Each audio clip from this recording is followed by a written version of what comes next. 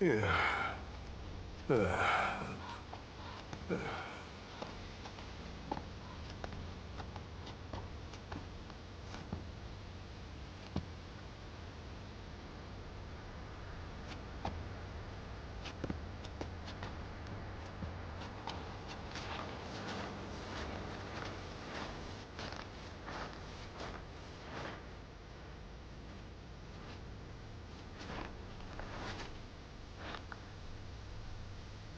Morning, कैसी हो कसीनिया?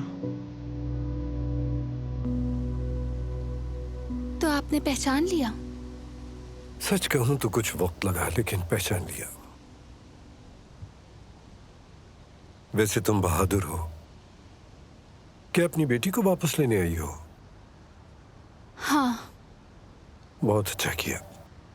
बच्ची को एक नॉर्मल खानदान की जरूरत है, ये सब नहीं। खुदा माफ करे। रोमा पर तरस आता है। उसके माँ के बहुत मसाइल हैं।